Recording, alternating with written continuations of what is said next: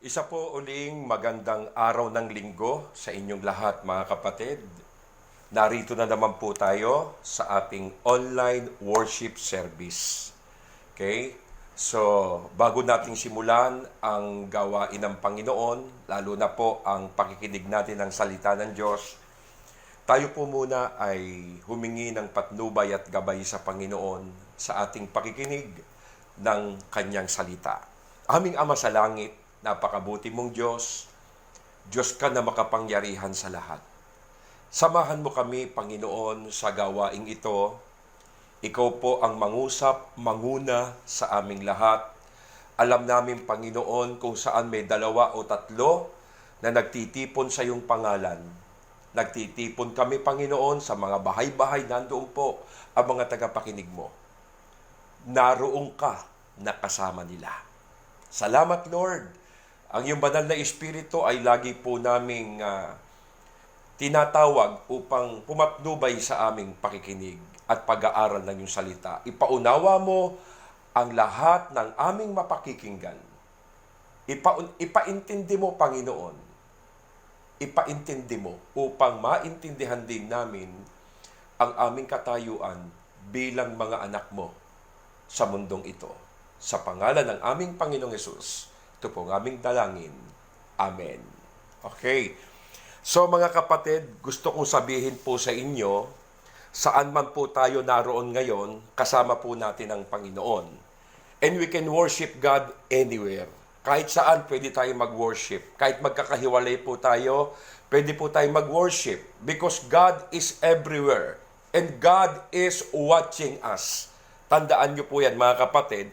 At ang gusto ko rin pong sabihin sa inyo, na ang salita po ng Diyos ay makapangyarihan sa lahat. Kahit sa paanong paraan man natin ito naririnig, ito man po ay sa pamamagitan ng personal, sa pamamagitan ng digital, sa pamamagitan po ng virtual na paraan, the Word of God is still powerful. Mga kapatid, kahit na saang paraan po natin pinag-uusapan to. So, ang mensaheng ating maririnig, mga kapatid, ay laging ugma at tugma po sa ating pinagdadaanang panahon ngayon. Sapagkat dito tayo nakaka-relate. Kasi kung pag-uusapan natin, wala namang kaugnayan sa ating panahon, baka hindi po natin maunawaan.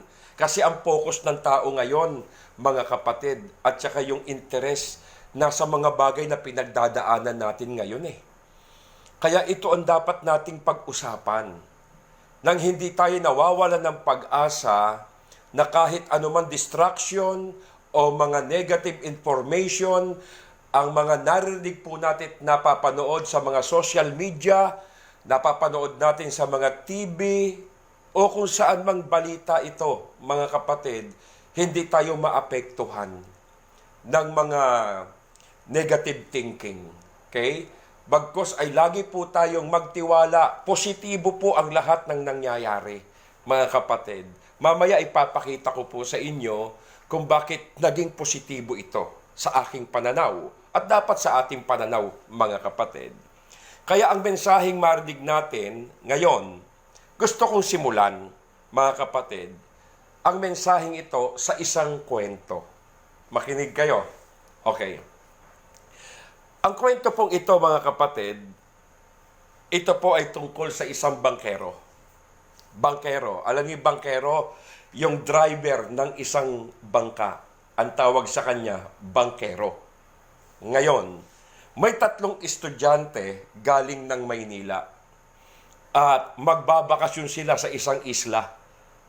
Ngayon, sumakay po sila ng isang bangka upang dalhin sila sa islang kanilang pupuntahan. At ang driver ng bangkero, isa rin pong kabataan katulad nila. So habang ang bangka ay naglalayag sa gitna ng dagat, mga kapatid, etong 3 estudyante, sobrang kulit. Pinagtripan nila yung bangkero. Sabi nilang 3, tanungin natin yan. Yang bangkero natin, kung marunong sumagot, sino magsisimula? So, eto na, mga kapatid, pinagtripan. Ang sabi ng unang estudyante doon sa bangkero, sabi ngayon, Brad, nag-aral ka ba ng psychology? Ang sagot ng bangkero, hindi kasi maaga akong huminto sa pag-aaral. Sabi nung unang estudyanteng nagtanong, nako, patay kang bata ka.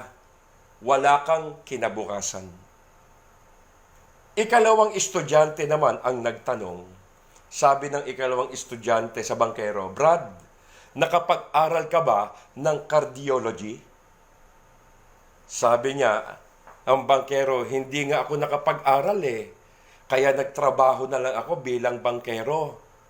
Ang sagot ng ikalawang estudyante, nako, patay kang bata ka. Wala kang kinabukasan. So yung ikatlong estudyante naman nagtanong. Sabi ng ikatlong estudyante, Brad, nag-aral ka ba ng biology? Ang sagot ng bangkero, makulit pala kayo Ang sabi ko nga sa inyo, hindi na ako nag-aral. Nang huminto ako sa pag-aaral, dito na ako lumaki sa dagat. Kaya ang trabaho ko ngayon, bangkero. Okay? So, eto na. Mga ilang minuto lang ang nakalilipas, biglang lumakas ang hangin. Lumakas ang hangin at lumaki ang alon. Alam nyo, hinampas ng malaking alon yung bangka nila So, tumaubong bangka sa laki ng alon. Na dumating isang malaking alon Pak! Tumaob ang bangka. Ngayon, nahulog silang apat. Yung tatlong estudyante at saka yung bangkero. Ngayon, nung nasa tubig sila, yung bangkero payapang nagpapalutang-lutang sa dagat. Pero yung tatlong estudyante kakawag-kawag. Nagtanong ngayon ang bangkero. Kayong tatlo, nag-aral ba kayo ng swimmyology? Ano yon? Sabi ng tatlo. Yung paglangoy. Hindi, sabi nila. Sabi ng bangkero, patay kayong tatlong bata kayo. Wala na kayong bukas. Koneksyon, makinig kayo, mga kapatid. Alam nyo, ang mahalaga, mag-aral tayo sa buhay. Kasi maraming nag-aaral po, mga kapatid, ng cardiology, psychology, biology, criminology, maging ang cosmetology. Isama mo na lahat ng logy, mga kapatid. Pero alam nyo, merong isang kulang sa buhay ng isang tao na dapat niyang pag-aralan at matutunan na napakahalaga. Alam niyo kung ano yon? And I'm talking about theology, mga kapatid. Ibig sabihin ng theology, pag-aaral tungkol sa Diyos. Kasi kapag sinasabing theology, alam niyo, yung ibang Kristiyano, allergic po dyan, mga kapatid Yung bang ayaw nilang pinag-uusapan ang tungkol sa doktrina, patungkol sa Diyos. Ganun po ayaw po nila, mga kapatid, eto lang po sa akin. Kung gusto mong paglingkuran ang Diyos mo, kung gusto mo siyang maging Diyos, okay? Yung Diyos gusto mo maging Diyos, at gusto mo siyang paglingkuran, mga kapatid, ang pinaka-the best, alamin mo yung kanyang pagka-Diyos. Alamin mo yung kanyang katwiran. Kasi, kung maglilingkod ka at hindi mo alam ang katwiran ng Diyos doon sa pamamaraan ng paglilingkod mo sa Panginoon, walang katiyakan yun. Suntok sa hangin yan, mga kapatid. Baka yung ginagawa mo sa'yo okay, pero hindi okay sa Panginoon. Nagsasayang lang po tayo, mga kapatid, na mga ginagawa natin. Kasi alamin po natin, ano ba yung pinapayagan o qualification ng Diyos patungkol sa paglilingkod ng isang tao. Yun ang dapat nating alamin eh. Yung tinatanggap na Panginoon, tinatanggap niyang pamamaraan ng paglilingkod. Kasi hindi pwede sa Diyos yung pwede na yan. Hindi pwede sa Diyos yung okay na yan. Tama na yan. Hindi pwede sa Diyos yun. Kaya nga, alam ba ninyo ibig sabihin na sinasabing theology? Theology is about knowing God and His ways. Yan po ang theology, mga kapatid. Yung dapat nating malaman ang tungkol sa Diyos at sa Kanyang pamamaraan. Kasi yung ginagawa mo, pamamaraan mo, pero hindi pamamaraan ng Diyos. Sayang yun. Kaya hinihimo ko kayo, mag-aral tayo tungkol sa pagka-Diyos ng Diyos para hindi po tayo nagkakamali sa ginagawa natin kahit tama, pero kung hindi naman yon ang God's will, useless. Okay? So dapat pag-aralan po natin to. Kaya nga mga kapatid, alam nyo ang ating tatalakayin ngayon. Ito po, week 1, natin, yung tinatawag na attributes of God. Alam niyo yung attributes of God, mga kapatid? Ito po yung mga katangian ng Diyos. Katangian. Kasi kailangan nating maintindihan yung theology, yung pagka-Diyos ng Diyos, at nandoon po sa theology yung attributes, mga kapatid. Yung katangian ng pagka-Diyos ng Diyos. At isa po ito sa ating pinag-aaralan ngayon. Isisiris po natin yan. Kahit na po magbalik na po tayo sa ating mga simbahan, mga kapatid, aaralin pa rin po natin. Nasa week 1 na po tayo, okay, ng attributes of God. Bahagi po yan ng pinaka-main purpose ng theology, mga kapatid. So, abangan po natin, ngayon po ang unang araw na mapakikinggan po natin yan. At huwag kayong mag-alala, magkakasama-sama din tayo kasi naaprubahan na po ang tinatawag na GCQ, General Community Quarantine. Kaya lang sa ibang lugar pa lang. At ipag-pray natin na makasama na rin ang Bulacan, mga kapatid, ang probinsya. Okay? So, makapabalik na po tayo sa ating mga churches. Pero hindi pa rin po mawawala ang quarantine, mga kapatid. Tignan nyo si Lord. Hindi niya kukunin yung virus, pero papayagan tayong magbalik sa ating mga simbahan. Bakit? Dahil titignan ng Panginoon kung may pinagbago tayo. Habang tayo po naka-lockdown, kung nag-improve ba, okay? Kung may na-achieve ba tayo sa Lord habang tayo naka-lockdown, ano ba pinaggagawa natin sa buhay habang naka-lockdown tayo? Kaya makikita to pagbalik natin sa ating mga churches, kung tayo po ba'y na-restore. Okay? Kung tayo po ba ay na-revive. Yun po.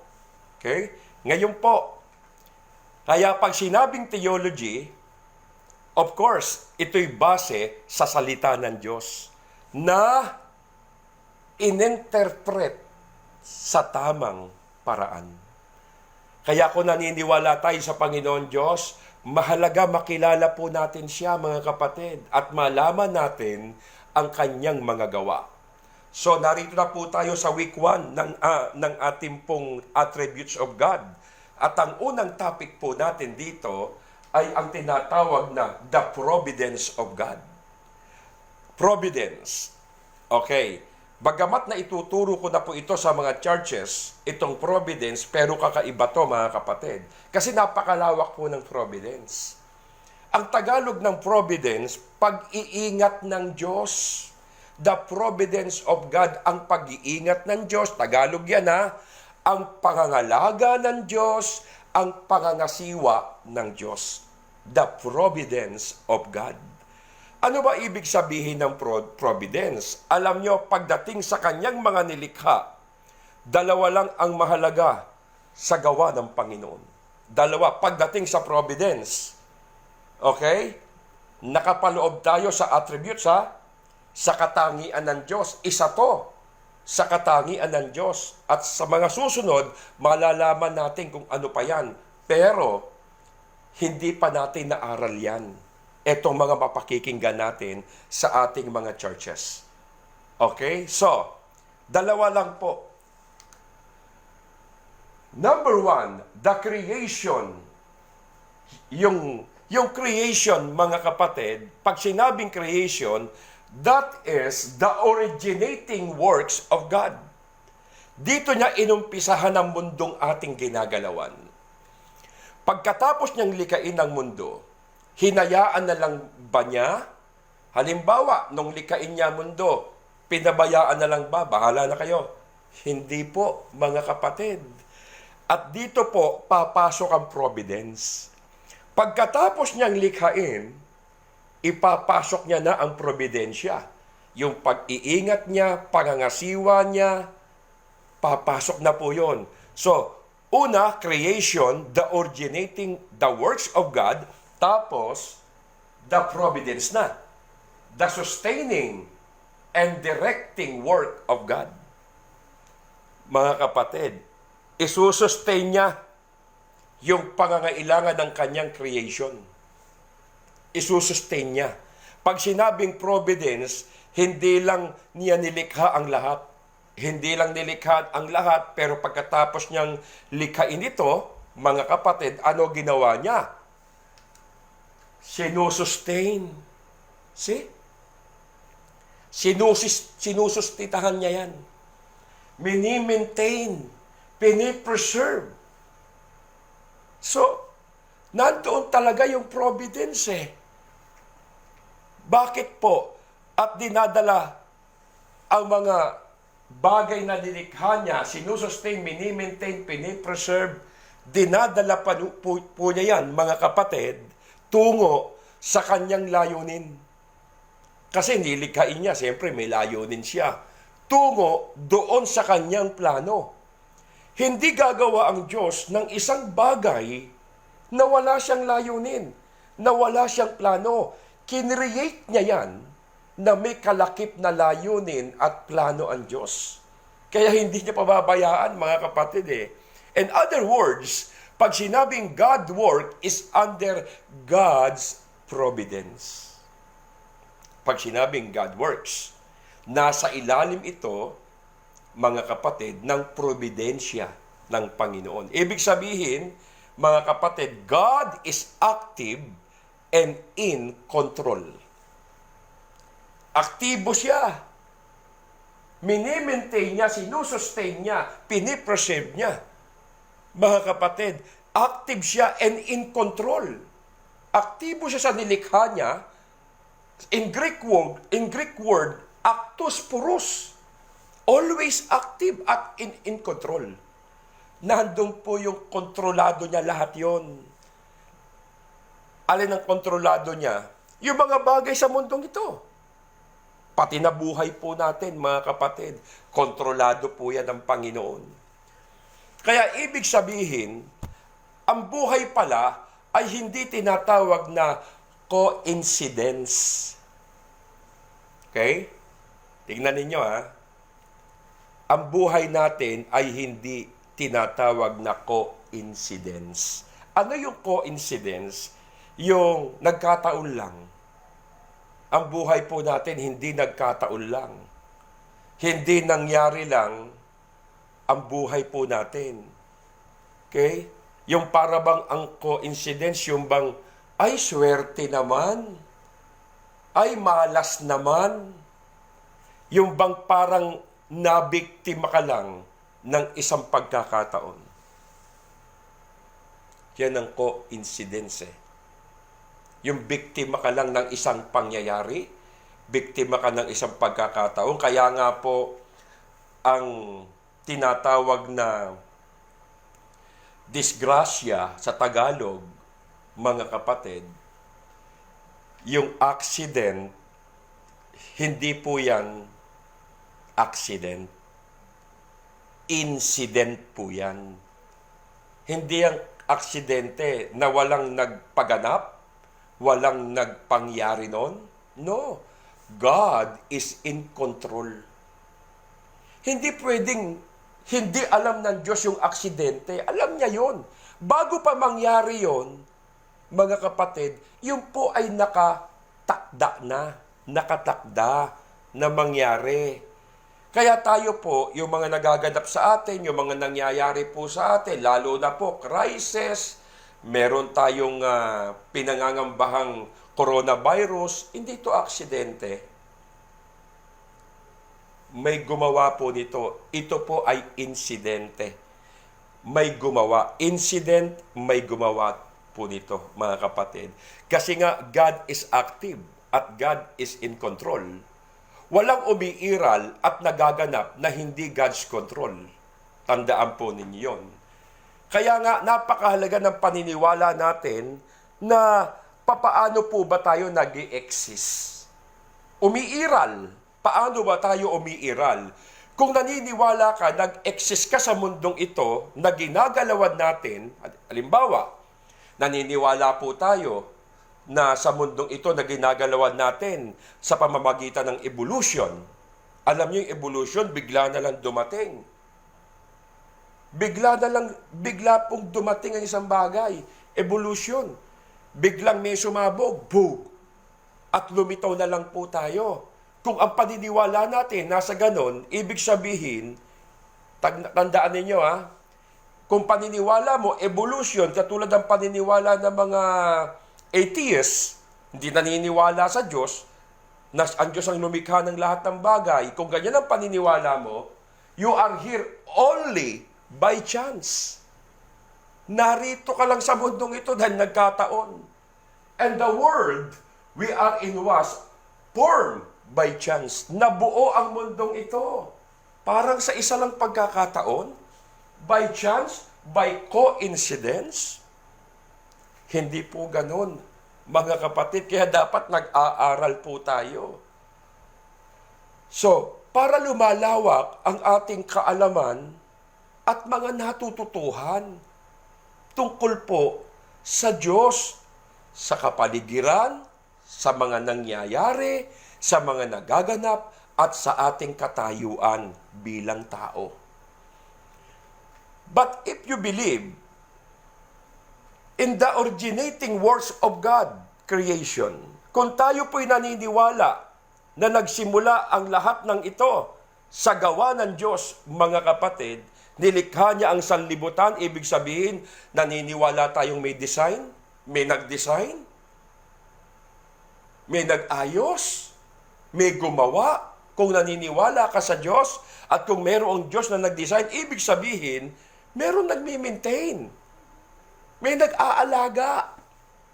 May nangangasiwa. May nag-iingat. Kaya nga, God designed the universe and He direct.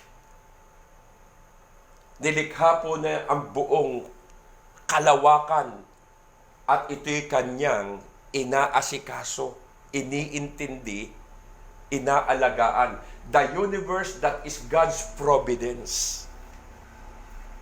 Okay? Iniingatan po niya yan, mga kapatid.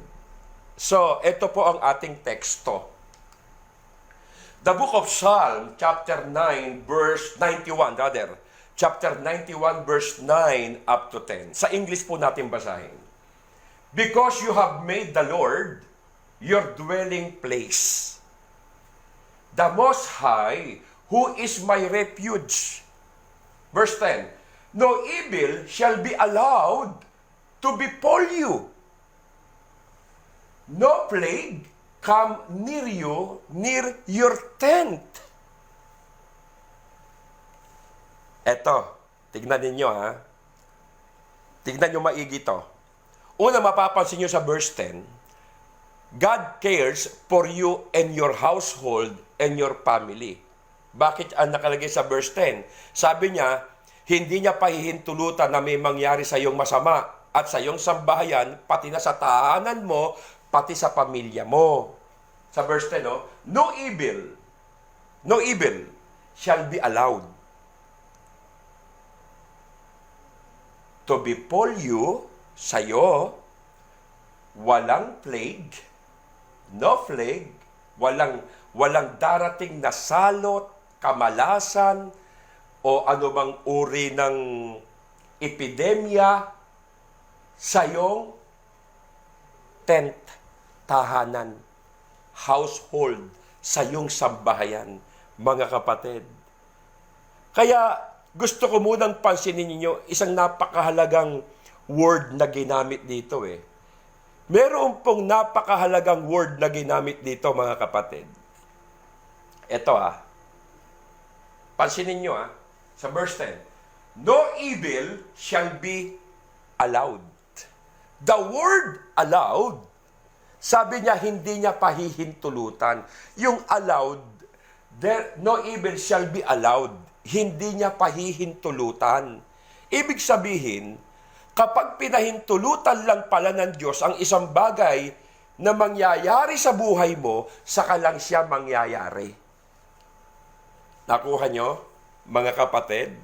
Pero kahit gaano pa kadelikado yung paligid, gaano pa kadelikado yung sitwasyon, kapag hindi pinahintulutan ng Diyos na dumating sa buhay mo, hindi po talaga darating yan sa buhay mo.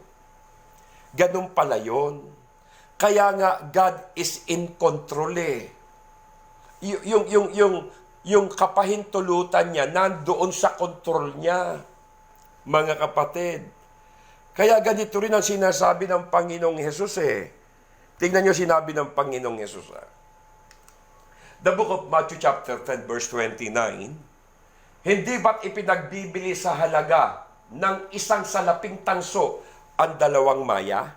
Pansinin niyo to Ito kasi yung part na, yung time na tinuturuan, habang tinuturuan ni Jesus Christ yung kanyang mga disciple, tungkol po dito sa ibon, maya, na sinasabi rito na dalawang maya, isang salaping tanso lang.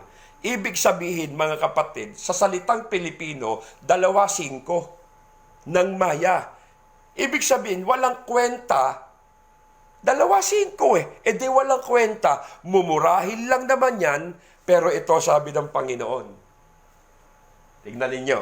Sa English, babasahin ko sa verse 29. And not one of them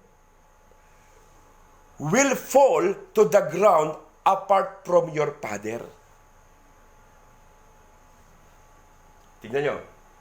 Isa man sa kanila, sabi dito, hindi mahuhulog sa lupa, kundi kalooban ng inyong Ama. 2.5 ng maya. Walang halaga yan Pero, tignan ninyo, hindi mahuhulog sa lupa habang hindi pinahihintulutan ng Ama. Sa 30, tignan nyo at kayo, maging ang buhok ninyo'y bilang niyang lahat. Baging buhok, bilang lahat, mga kapatid. Imagine, pati yung mga tingin mo sa mga bagay na wala namang halaga, pinahahalagahan ng Diyos. Bakit? Nilikha niya yan Pag nilikha ng Diyos, mahalaga sa Kanya. Minsan di natin pinahahalagahan. Walang bagay na nilikha ang Diyos ng hindi mahalaga, mga kapatid. Kaya huwag kayong matakot, higit na mahalaga kayo kaysa mga ibong 2.5. Napakahalaga po ng mga bagay na nilikha ng Diyos. Ibon, pinahalagahan Napakahalaga rin po natin bilang tao sa harapan po ng Diyos. Imagine, pati buhay ng ibon involved sa providence of God. Iniingatan niya, hindi mahuhulog sa lupa kung hindi pahihintulutan. Hindi basta nahulog lang. Binarel, tinirador, pahulog. Hindi yun dahil sa bumarel, kaya nahulog yun. Hindi lahat tinirador, kaya nahulog, no. Maliwanag, mga kapatid. Gayon man, kahit isa sa kanila ay hindi mahuhulog sa lupa kung hindi kalooban ng inyong Ama na nasa langit. Nasa pangangalaga ng Diyos, nasa pangangasiwa ng Panginoon, nasa pag-iingat niya. Tingnan nyo, ang buhok natin sa verse 30, buhok natin, bilang niyang lahat Sipin mo, pati buhok mo, buhok ko, bilang ng Panginoon. Buhok mo, involved sa providence. Involved sa providence. Ano ba halaga ng buhok? Kaya kapag pinahintulutan niyang malalagas yan. Pinahintulutan niyang makalbo, makakalbo yan. Bakit nakakalbo? Nasa ilalim ng providensya ng Diyos yan. Pati buhok lang natin, wala namang halaga yung buhok Kinugupitan nga, ang dami yung buhok dyan sa barbershop.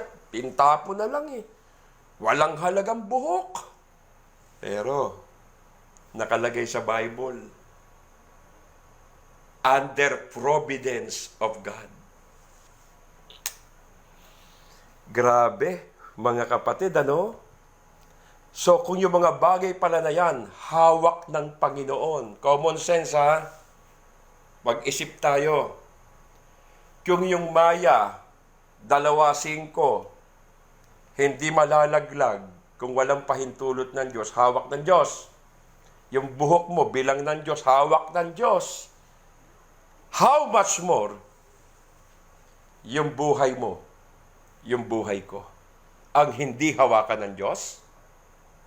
How much more yung pamilya mo, pamilya ko? How much more yung tahanan nyo, tahanan ko, ang hindi hawakan ng Panginoon?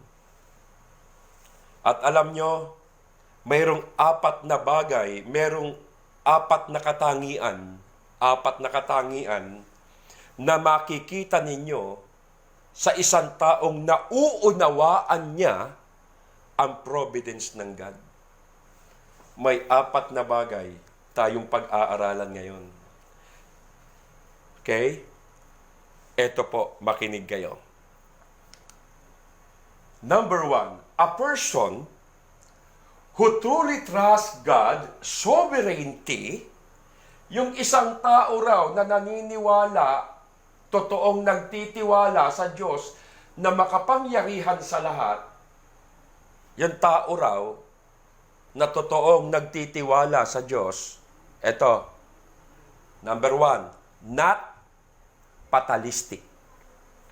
Ano yung fatalistic, mga kapatid? Tignan nyo Hindi fatalistic Kung ikaw nagtitiwala ka sa, totoo ka nagtitiwala sa kapangyarihan ng Diyos, hindi ka fatalistic. Ano yung fatalistic?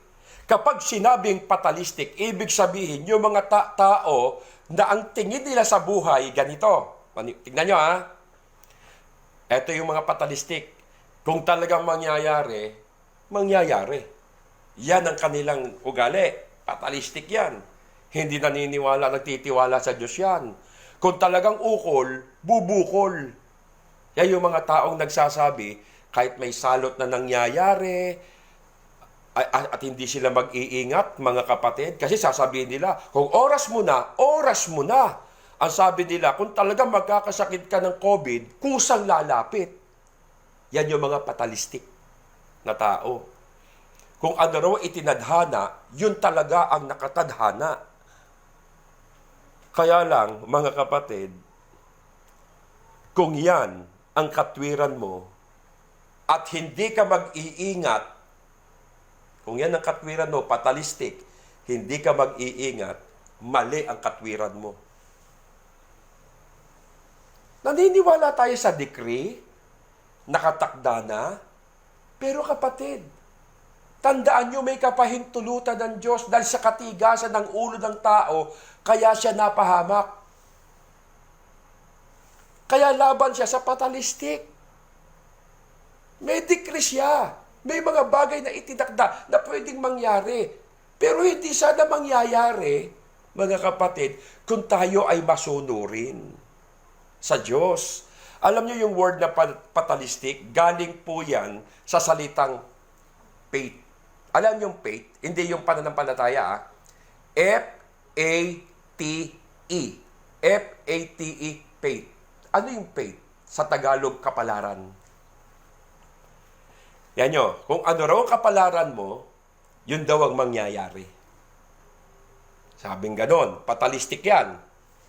Kaya lang, may pang-aabuso tayo eh. Minsan, sa tinatawag na faith o patalistik. May pang-aabuso. Tayo mga Pilipino, mga kapatid, ganyan-ganyan tayo eh. Sinasabi natin, ang kapalaran, kahit hindi mo man hanapin, yan daw ang kapalaran eh, hindi mo raw hanapin ay kusang darating. Yun daw ang kapalaran. Pero alam niyo mga kapatid, hindi ganun ang paniniwala sa ibig sabihin ng providence. Binali yan ng providence. Binabali po yan ng theology. May attributes ang God. May katangian ng Diyos at nandoon sa providensya. Kaya kung paniniwala natin patalistik, binali mo ang providence ng Diyos. Binaliwala mo yun. Mga kapatid. Kaya nga, sa Biblia, maliwanag na ini-emphasis na tayo ay mayroong responsibilidad sa ating mga buhay. Hindi pwede. Pabayaan mo sarili mo na ang katwiran natin. Kung may mangyayari, may mangyayari. May responsibilidad tayo sa buhay natin. Meron tayong responsibilidad sa mundo. Sa mundong pinaglagyan sa atin ng Panginoon. Kaya nga mga kapatid, ang mga taong patalistik, ang katwiran nila, bahala na. May mga taong carefree. Ano yung carefree? Hindi marunong mag-ingat, walang pakialam sa sarili. Halimbawa, bigyan ko example, yung carefree, walang pakialam sa sarili niya yan. Bigyan ko example, yung iba kasi pagkakain, hindi naguhugas ng kamay. Yan ito ha. Yung iba, yung kinakain, hindi nila iniingatan. Na alam nilang dinapuan ng langgam, ipis, butike. Dinapuan na, mga kapatid. Tapos, dinapuan ng langaw. Tapos, kapag nag-pray, ang katwiran nila, nilinis na ng Diyos yan. Yun eh. Kung may germs man yan, pinag-pray ko naman. May germs, pinag-pray. Kaya kung may germs man yan, Christian germs na yan. Hoy, saan tayo makakita ng Christian germs? Meron bang ganun? Pinag-pray mo lang, yung germs, Christian na. Okay? Alam nyo, dapat may ginagawa pa rin tayong pag-iingat sa ating mga sarili, mga kapatid. Because providence, God works through nature. Kasama tayo sa providensya eh. Iniingatan ka ng Diyos, pinangangasiwaan ka, ingatan mo rin sarili mo at pangalagaan mo. Sinaalagaan ka nga ng Panginoon eh. Ikaw hindi mo alagaan sarili mo. Kaya ngayon, meron tayong obey rules. Obey rules sa ating government. Meron tayong home quarantine, dapat ay sumunod. Kung lalabas tayo ng bahay, kailangan mag-face mask. Kasi humahalo tayo sa maraming tao, mga kapatid. Lalo na, di naman natin nakikita yung mga virus na yan. Di natin alam, nasa tao na yon. Pag binuga niya yon, syempre, masisinghot, malalanghap mo yon. Dapat naghuhugas tayo ng kamay, nag-a-alcohol. Saka, we keep distance. Dapat kapag nakikipag-usap tayo, mga kapatid, meron tayong social distance. Ibig sabihin, mag-ingat. Kailangan matuto tayong maging careful. Kahit na doon sa paghawak-hawak, kaya yung mga magjojowa, mag-flying hug na lang kayo. Meron ba no flying hug? Meron. Okay?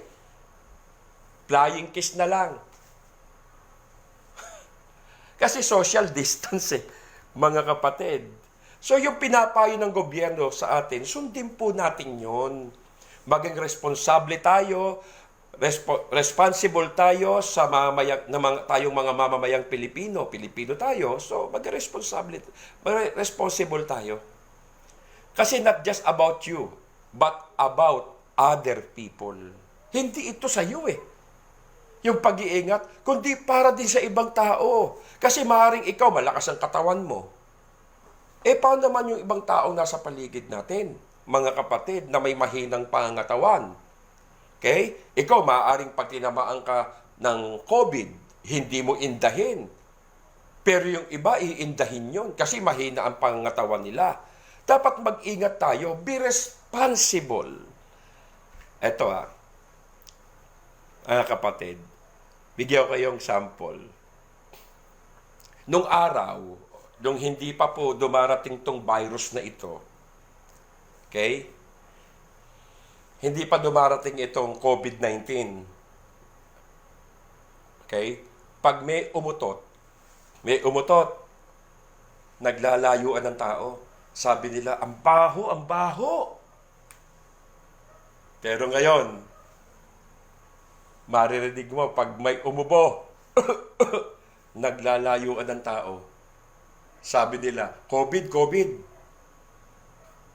Kaya alam nyo, ang mas nakakahiya ngayon, hindi umutot, kundi umubo. Mas nakakahiyang umubo kaysa umutot. Mga kapatid, kaya tayo dapat hindi tayo yung bahala na. Siya lang ang buhay, ingatan mo yan. Hindi tayo tulad ng mga patalistik na mga tao. Tulad yung kinuwento ko sa inyo yung nakaraan, natatandaan nyo yung Kristiyano, na kabataan, iniingatan naman ako ni Lord Hindi nag-aalcohol, hindi nag-face mask, pumunta pa sa lugar na may infected na tao ron. Yun nangyari sa kanya. Sabi niya, iniingatan siya ng Diyos. Ayun, nahawa siya, namatay, tigo. Alam niyo, kapag sinabing providence is God's work through nature.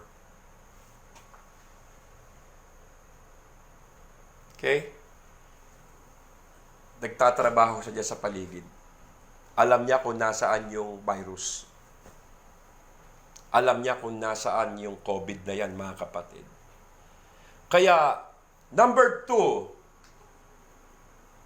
a person who truly trusts God's sovereignty is not fault finder. Ikalawa, tignan nyo ang taong hindi totoong nagtitiwala sa kapangyarihan ng Diyos. Hindi ka totoong nagtitiwala sa kapangyarihan ng Diyos. Alam nyo, sila po'y mapaghanap ng mga pagkakamali. Pero kung ikaw man, nagtitiwala sa kapangyarihan ng Diyos, hindi tayo mapaghanap ng pagkakamali Alam nyo, pag mayroong masamang nangyayari, ang tendency natin, manisi. Pag may masamang nangyayari, ano tendency? Manisi tayo. Kapag wala kang taong masisisi, minsan, kahit sarili mo, sinisisi mo na Tignan mo yan. Yan ang hirap sa atin. Minsan ang buhay natin nakadepende sa ibang tao. Okay? Na parang nasa kanila yung buhay natin At itong sinasabi ko sa inyo, wag lang po nating itong i-apply sa ating kasulukuyang crisis na pinagdadaanan sa buhay, mga kapatid. Dahil sa lahat ng area ng buhay natin, tandaan ninyo, very important that we understand God's providence. Sa lahat ng area ng buhay natin, maintindihan natin yung pangangasiwa, pangangalaga, pangunguna ng Panginoon. Hindi ka maghahanap ng taong masisisi kung naiintindihan po natin ang providence ng God. Niloob niya yun Pinahintulutan niya yun Providensya yun. Yung iba sinisisi sa coronavirus, China. Kasi sa kanila daw nanggaling to, sa kanila nagsimula sa China Tinitignan natin yung sitwasyon, mga kapatid. Inaalam natin kung sino may mali. Yun sinisisi natin yung ibang bansa. Sinisisi natin si Pangulong Duterte. Sinisisi natin ang gobyerno, ang government official. Sinisisi natin. Complain tayo ng complain. Kung sino-sino, sinisisi natin. Pero kapag naintindihan natin na ang Diyos ay ang may hawak ng ating buhay, Hindi tayo maghahanap ng kung sino-sinong taong sisisihin po natin. Kaya huwag tayo maghanap ng pagkakamali ng ibang tao. Maaaring niloob yun ng Diyos. Maaaring pinahintulutan ng Diyos yun. Matuto tayong manahimik at maniwala na God's providence. Tandaan nyo, ang Diyos lamang ang may hawak at may kontrol ng mga pangyayari. Huwag nyo kakalimutan yan. Diyos lamang ang may hawak at kontrol ng mga pangyayari, ng mga nagaganap, ng mga sitwasyon. Alam ninyo ang proteksyon natin sa buhay, mga kapatid. Yung proteksyon sa buhay natin, wala sa kamay ng ibang tao. Nasa kamay ng Diyos. Wala po sa kamay ng ibang tao. Ang buhay mo, ang sitwasyon mo, ay wala sa kamay ng doktor. Wala sa kamay ng kahit sinong government official, kundi ang kalagayan natin ngayon sa panahong ito ay nasa kamay ng Diyos. Kaya wala tayong dapat ipag-alala, wala tayong dapat sisihin. Protektado ka ng Panginoon. Sana intindihan natin yung binasa natin sa teksto natin kanina, mga kapatid. Number 3. A person who truly trusts God's sovereignty is not fearful. Ang taong totoo, nagtitiwala sa Diyos, sa kapangyarihan ng Diyos, hindi po yan matatakutin. Sabi ganon, not fearful. Huwag matakot. Huwag matakot. Sabi mo sa katabi mo, huwag matakot. Sa panahon ngayon, nakikita ninyo may mga taong takot na takot. Lahat na lang iniisip nila magiging dahilan para sila magkasakit. Kapag humawak sa ganito, kapag humawak sa ganon, ayaw humawak eh. Kasi iniisip nila, magkakasakit sila. Mga kapatid, actually, ang positive na nangyari dito sa COVID-19, hindi ito negative ha. May positive na nangyari dito. Bumaba ang crime rate. Although may patayan, pero hindi ganun karami. Katulad ng mga nakaraang taon. Wala pa coronavirus. Naku po, patayan, massacre. Pero ito, ang positive. Kung may negative, may positive. Mas malaki positibo ng COVID-19 na magagandang mga nangyari. At COVID-19 lang ang nakagawa niyan, mga kapatid. Tignan ninyo. Yung patayan, yung nakawan, hold-upan, bumaba po. Wala naman na eh. Pati mga drug pusher, huminto na rin sa pagbebenta ng drugs. Meron dyan, mangilan-ngilan, pero hindi katulad doon. Halos, mga kapatid, kaliwat kanan ang bentahan, pagawaan ng droga. Pero ngayon, nakita ninyo, tumingin ka sa positibong ginawa ng COVID, hindi sa negatibo. At actually, mas maraming naligtas ngayon. Mga kapatid, na dapat mas maraming namatay sa iba't ibang krimeng nangyayari sa buong mundo, sa buong daigdig. Ngayon, ang namamatay, iilan lang eh. Iilan lang. Sa COVID lang. Karamihan. Dati kapag may dala-dala kang pera, tignan ninyo ha. Dati noon, pag may dala-dala kang pera, wala pang COVID. Tapos meron ka mamahaling cellphone, lahat ng makakasalubong mo, negative ka eh. Kasi may pera ka, may maganda kang cellphone, lahat ng makakadikit mo, iniisip mo, makakasalubong mo, hold-upper yan, hold-upper. Suspect yan, suspect. Di ba? Eh ngayon, hindi na eh. Ayun, iniisip mo, lahat ng makakasalubong mo, makakatabi mo, suspect din. Ano yon? Infect. Infecto. Tingnan ninyo, mga kapatid. Kasi nga, namamayani yung takot. Negative tayo masyado eh. God's providence, iniingatan ka ng Diyos. Maya, ibon, iningatan, ikaw pa. Kung may mangyayari, pahintulot ng Diyos yun. Pero mostly, nandoon yung providensya ng Diyos. Basta magtiwala ka, totoong magtiwala ka lang. Mga kapatid, ito yung interesting ha, makinig kayo. Alam nyo ba yung salitang do not do not fear. Do not fear. Do not afraid. Huwag tayong matakot, huwag tayong mag-alala, huwag tayong mabalisa. Kung bibilangin nyo kung ilang beses ginamit sa Bible yan, 365 times in the Bible. Fear is not from God. Ibig sabihin, 365 times in the Bible, ginamit yan sa Biblia 365 times. Ibig sabihin, meron tayong fear not every day. Kuha nyo?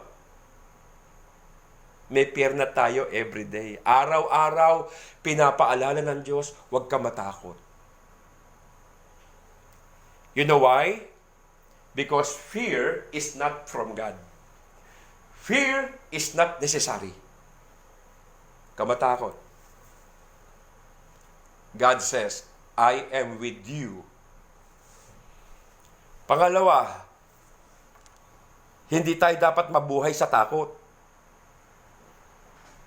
Ibig sabihin, hindi mo kailangan mabuhay sa takot, mga kapatid.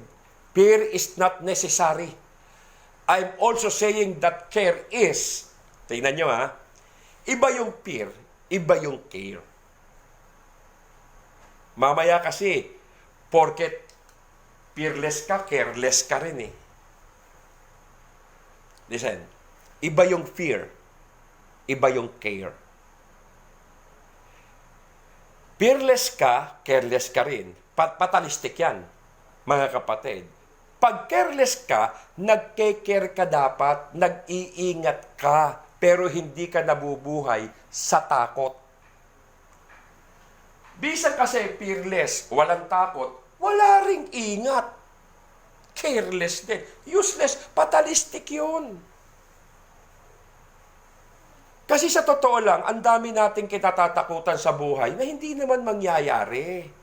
Kahit pa nangyayari isang bagay na kinatatakutan mo, yung bagay na yon hindi yun basta-basta mangyayari. Mangyayari man, yung hindi mga magagandang bagay, hindi siya basta nangyari. Anong ibig kong sabihin, mga kapatid?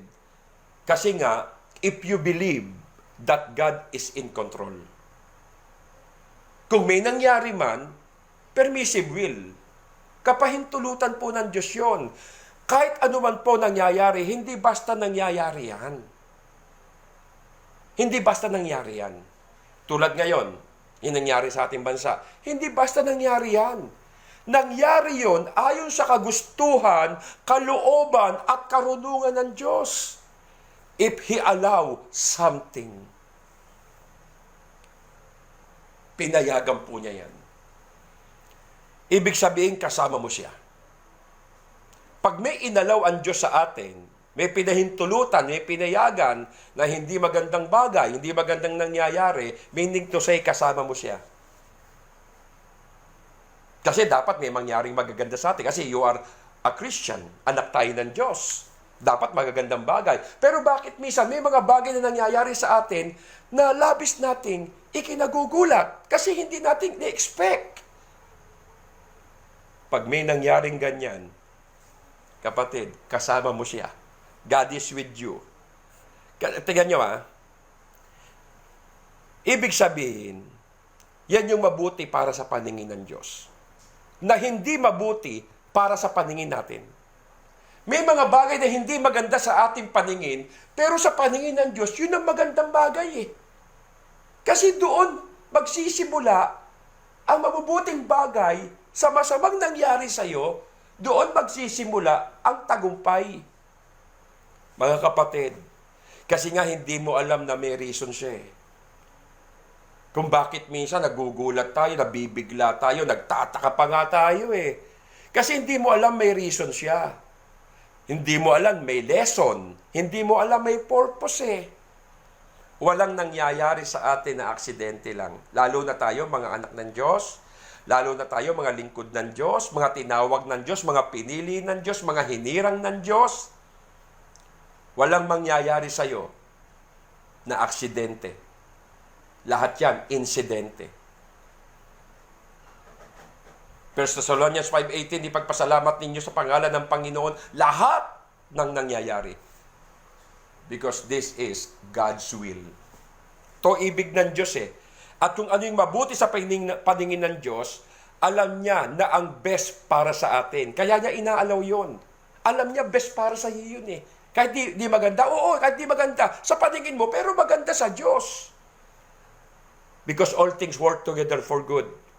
Dilakip-lakip niya, masama, mabuti, maganda, pangit, upang masunod niya ang kanyang probidensya sa buhay mo, yung plano at layunin niya. That's true. Matuto lang tayo. Makilala lang talaga natin ang Diyos.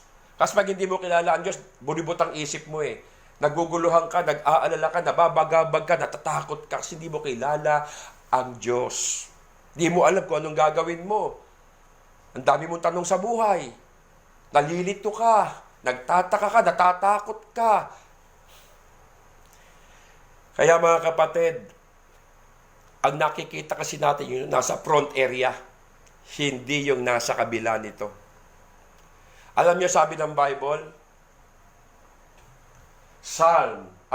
if you believe that God is in control, if He allow something.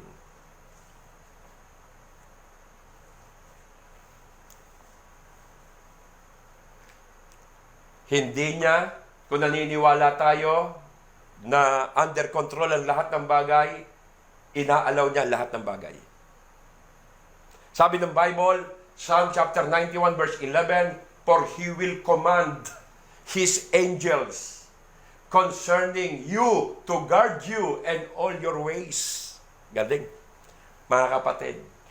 Uutusan niya ang mga anghel para ikaw ay bantayan sa lahat ng iyong mga lakad sa buhay. Tingnan niyo yan, ha?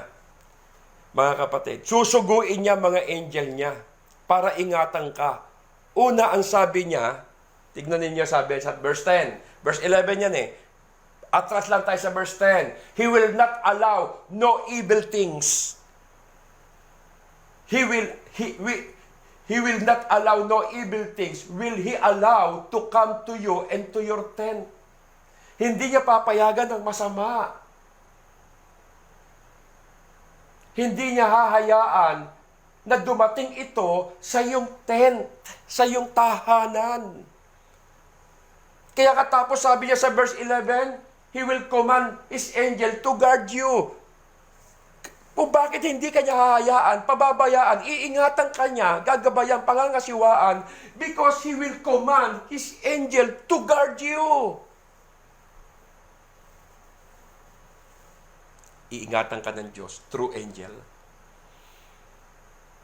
Imagine, ano nandiyan pala anghel ng Panginoon, nagpoprotekta sa iyo.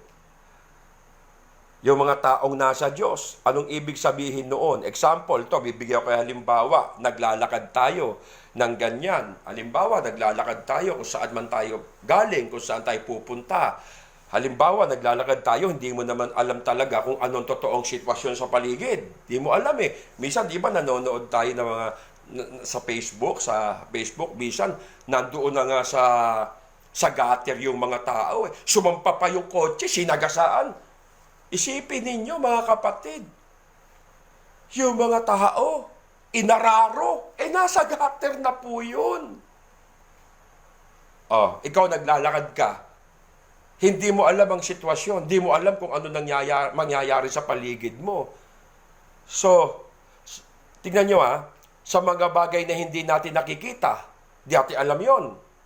Yung after 1 minute, after 5 hours, 5 hours, 5 minutes, alam mo ba mangyayari? Hindi natin alam eh. Especially to this virus. Nakikita mo ba sila? Alam mo ba nasa paligid mo yan? Kung tutuusin, nabubuhay ka sa mundo, lumalakad ka, may pinupuntahan ka, pero hindi mo alam kung papaano ka pinoprotektahan ng Diyos. Hindi mo lang alam kung walang proteksyon ng Panginoon sa iyo, sa atin, lahat, malamang ang dami na pong masasamang nangyayari sa ating buhay. Totoo yun. Kung hindi po tayo protektado ng Diyos, baka noon pa lang patay na tayo eh. Baka doon pa lang, baldado ka na eh. Totoo yun. But praise God. Verse 12, on their hands they will bear you up, lest thou dash thy foot against a stone. Binubuhat ka ng mga angels para hindi matisod sa paa, sa bato ang iyong mga paa. Hipin mo, matitisod ka. Iniingatan ka ng angels. Sa verse 13, iyong tatapakan kahit mga ahas o leong mabagsik, di ka maaano sa mga serpiente at leong mababangis. Gusto ko liwanagin sa inyo to mga kapatid. Kasi baka tayo po ay sadyain natin to. Sabi rito, iyong tatapakan kahit mga ahas, leong mabagsik, di ka maaano. Ibig ko sabihin, dapat maintindihan natin to. Mga kapatid, hindi yung pupunta ka sa kulungan ng mga ahas, dadamputin mo, ganun-ganun lang. Pupunta ka sa lungga ng ahas, dadamputin mo, ganun-ganun lang. Hindi po yun. Alam niyo mga kapatid, ang sinasabi dito ng Panginoon, protection po. Eto minsan na may napanood po ako na totoong pangyayari sa ibang bansa po mga kapatid. May mga snake handlers na mga preachers. Yung bang hawak-hawak nila yung ahas habang sila po ay nangangaral. Merong ganyan merong ganyang church. Ang pangalan ng church, Snake Church. Ang daming ahas habang sila nagpupuri sa Panginoon. Andiyan yung mga ahas sa kulungan. Nasa kulungan na bawat isa. Bubuksan yun ng preacher, hahawakan yun. Mga makamandag na ahas. Mga kapatid, alam nyo kung sino gumagawa nito? Ang pangalan ng pastor, Pastor Cody Coates. Tingnan nyo. Kaya nila ginagawa yun, exhibit daw yun Ibig sabihin, patutunayan nila, sumasa kanila ang Espiritu ng Diyos. Sumasa kanila, Panginoon.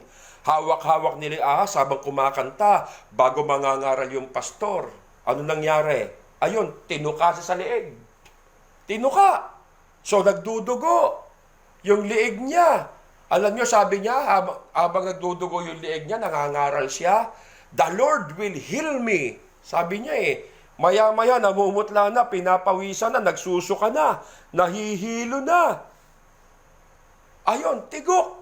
Ang name ng church, Snake Church. Tignan nyo yan, mga kapatid. Siya yan Yan si Cody Coates. Habang kumakanta, nagpupuri, nangangaral, hawak ahas. See? So nakita nyo, ewan ko ba kung bakit gumagawa po sila ng ganyan. Paano nag-exhibition po sila? Kaya ayun, dead ball si Pastor Cody. Poprotektahan ka ng Lord, tandaan mo, iingatan ka niya, ingatan mo sarili mo. Kagaya nangyari kay Apostol Pablo, nasira barko nila, tapat ng Malta, sakop ng Roma yun Nung nawasak ang barko, so napadpad sila sa isang pangpang. Ang mga nagkukuta ron, mga barbaro, mababait naman sila. So, tinanggap sila ron. Dahil siya po'y nababad sa tubig, ginaw na ginaw, so naghanap siya ng mga kahoy, nagagatungan kasi taglamig So, naghanap siya ng mga kahoy, pagkuha niya ng mga kahoy, may lumabas na ahas. At tiyak, tinuka siya Mga kapatid, alam nyo, sabi ng mga barbaro, tiyak, patay yan. Patay, patay. Wala, ginanyan lang ni Pablo. Ginanon lang. Pinagpag lang niya. Bakit? Because he was under God's protection. Hindi niya sinasadya yun Hindi niya sinadyang hawakan yung ahas. Hindi naman niya pinaglaruan yun Kasama po sa kahoy. Nakinuha niya. Panggatong, ibig sabihin, yung kamandag ng ahas, yung venom, powerless po yan. Powerless against you because you are protected by God. Hindi mo sinasadya Ito si Cody Coates, sinadya niya Hinawakan niya Pinaglalaruan niya Isa pa, si Pastor Jim Jones. Kilala niyo yan? 1970s? Sa Africa. Ilan ang member niya? Almost 1,000. Sipin nyo, sabay-sabay sila uminom ng lason. O inuna muna mga bata 300. Uminom ng lason, pinainom nila yung bata. So ang daming namatay. Tignan ninyo ang daming patay. Si Jim Jones ang pastor dyan.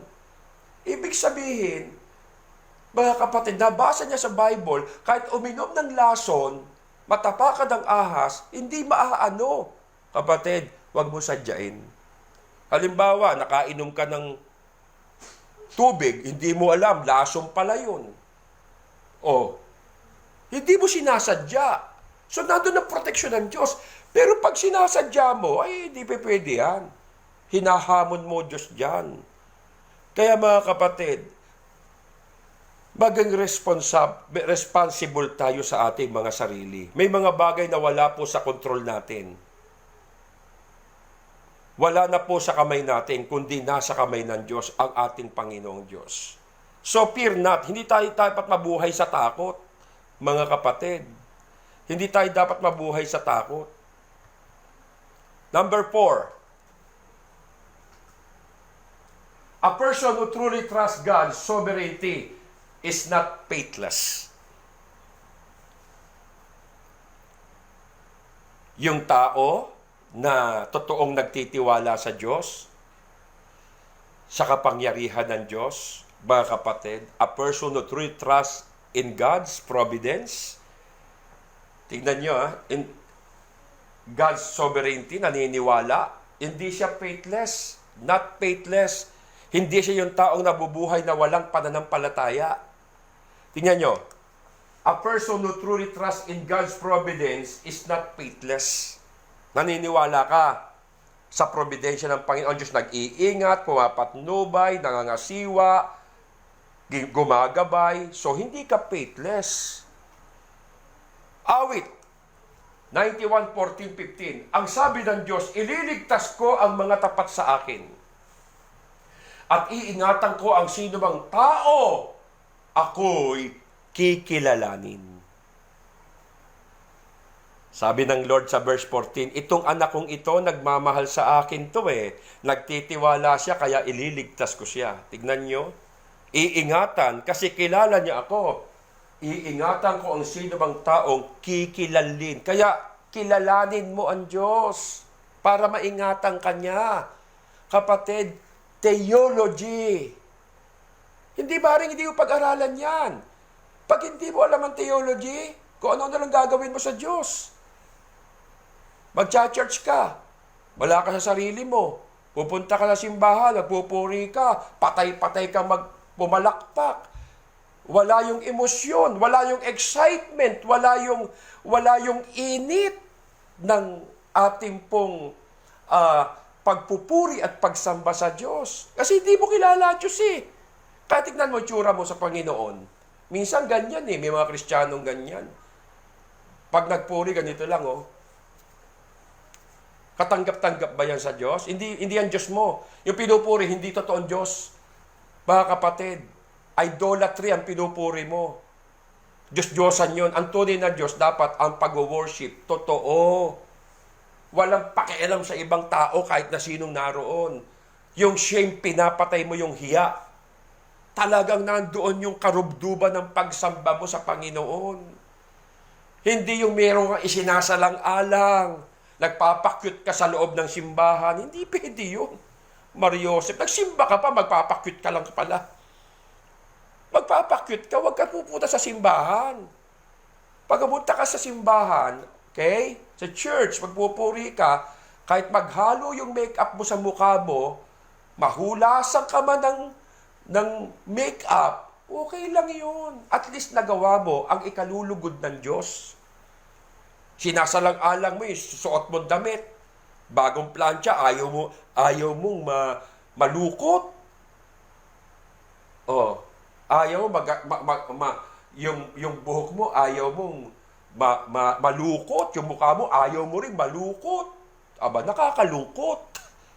Mga kapatid, kapag ganyan ang trato natin sa Diyos, okay? Napakahalaga talaga na kilalanin natin ang Panginoon ng personal. Kasi kilala lang natin siya sa pangalan, yung kanyang karakter, yung kanyang attributes.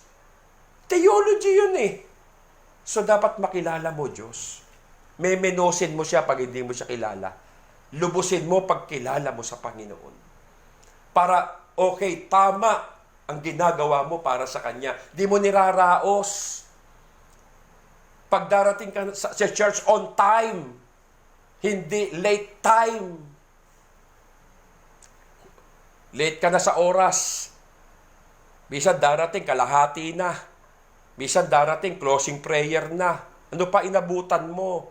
Pupunta ka sa church, wala sa loob mo, wag ka na pupunta. I'm sorry to say, pag wala sa iyo ang puso ng pagsamba sa Diyos, wag ka nang sumamba. Useless po yun eh. Pinaglalaruan mo lang siya eh. Sana maintindihan po natin. Please, kilalanin mo ang Diyos. Ito, sinisiris natin to, mga kapatid.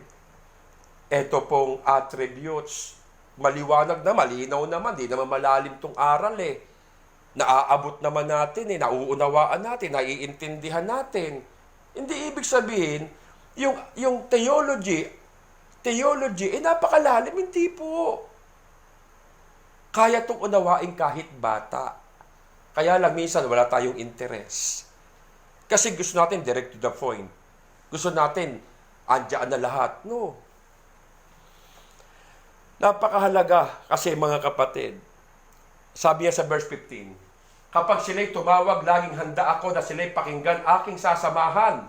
At kung may problema, sasaklolohan, aking ililigtas at ang bawat isa'y pararangalan.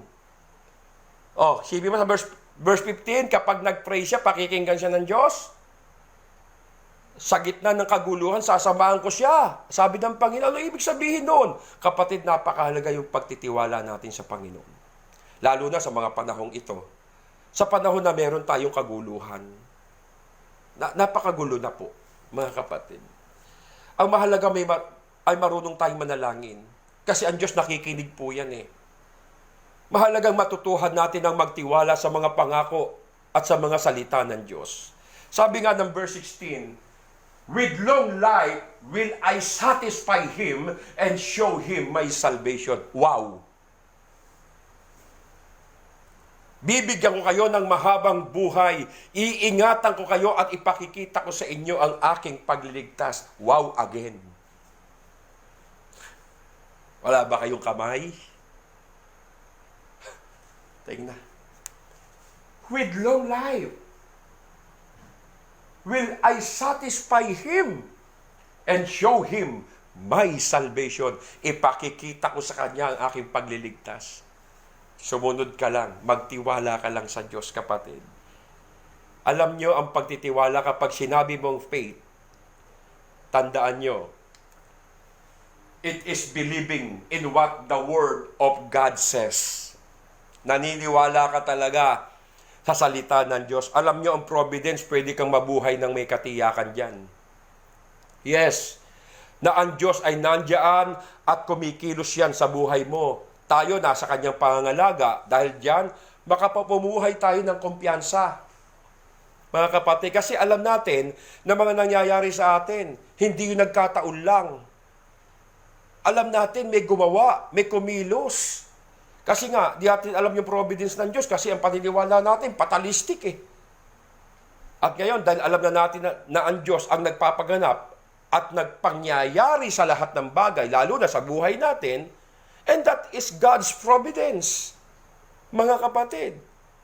So, listen, a person who truly trusts God's sovereignty,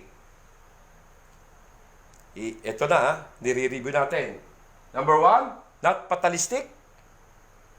Alam niyo yung fatalistic, na ipaliwanag ko na sa inyo. Yung paniniwala ng mga fatalistic. Ukol, bubukol. Mangyayari yan. Magaganap yan. Mag-ingat ka. Huwag ka fatalistic. Sabi sa katabi mo, huwag kang fatalistic. not fault finder. Di ka naghahanap ng taong sisisihin mo. Wala kang dapat sisihin, mga kapatid. Sinisi ni Eva yung ahas eh. Kapatid, kasama sa istorya yun. Not fearful. Huwag ka matatakutin. Not faithless. Huwag kang taong walang pananampalataya. Ano sabi ng Bible? Psalm 91 verse 10, no evil shall be allowed to befall you. Ibig sabihin ng allowed, nasa pahintulot ng Diyos yan, mga kapatid. Your life, my life is my hand, says the Lord. Nasa pahintulot ng Panginoon. 91, verse 1 and 2. Siyang naghahangad ng pagkupkop ng kataas-taasan, naghahangad ka ng pagkupkop ng kataas-taasan at nananatili sa pagkalinga ng may kapangyarihan, ay makapagsasabi kay Yahweh, muog kita't kanlungan. Ikaw ang aking Diyos, ang Diyos na tangi kong pinaniniwalaan. Alam niyo yung kabuuan nito? Yung awit 91, sa mga taong sumusunod sa Diyos yan. Sa mga taong naniniwala at nagtitiwala sa Diyos. Sa mga taong naglilingkod sa Diyos, ang awit 91. Mga kapatid, sabi ng Lord, may masamang mangyayari man sa paligid mo, pero hindi niya ito pahihintulutan na makarating sa iyo at sa iyong tent, sa iyong sambahayan. Kaya dito tayo magtatapos sa 2 bersikulo na yan eh. Mga kapatid, siyang naghahangad ng pagkupkup ng kataas-taasan na nanatili sa mapagkalingan niyang makapangyarihan, makapagsasabi sa kanyang Panginoon, moog kita't tahanan na ikaw ang aking Diyos at tangi kong pinagkakatiwalaan. Ito po yung background sa mga binasa nating verse, lalo na yung verse 10, mga kapatid. Di niya papahintulot yun. Sino raw yung pinangakuan ng Panginoon dyan? Ibig bang sabihin, mga kapatid, lahat ng tao pwedeng i-claim ito? Lahat ng tao pwedeng i-claim ang 91, Psalm 91 verse 1 up to the following verses? Hindi po Ang sabi ng Panginoon, mga tao lang nagkakanlong sa Kanya. Ibig sabihin, saan ba tayo tatakbo? Nagkakanlong. Saan tayo tatakbo? Sa totoo lang, sa panahon ito, wala na tayong tatakasan. Wala na tayong tatakbuhan. Pumunta ka sa ibang bansa, mas malala pa po ang virus doon. Dami nangamatay doon. Kaysa sa Pilipinas. Sa probinsya ka pupunta, ganun din po eh. Mga kapatid, mas malala pa yung virus doon sa iba't ibang lugar. Sa probinsya, ganun din naman. So, saan tayo tatakbo? Saan tayo manganganlong?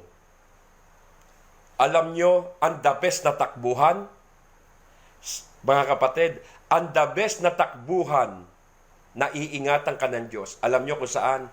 Sa presensya ng Panginoon. God is our dwelling place. Siya ang ating kanlungan, siya ang ating kapahingahan. Amen po ba? So naunawaan niyo ang providence. Naintindihan po natin yan. Wala pong alatsamba sa providence. Lahat po ng nangyayari, eksakto, kumpirmado. Huwag tayo magtaka. Nagaganap yan sa panahong pinaiiral ng Diyos ang lahat ng pwedeng maganap. Pero gusto mong masave? Gusto mong masave? Kapatid, magkanlong ka sa Panginoon. Tumakbo tayo at sumilong sa presensya ng Diyos at siguradong iingatan ka niya. God is our dwelling place. So ang ating last verse, the book of Matthew 11:28, lumapit kayo sa akin, sabi ni Jesus Christ, kayong lahat na nahihirapan, lubhang nabibigatan sa inyong pasanin, at kayo bibigyan ko ng kapahingahan. Yan po ang ating dwelling place.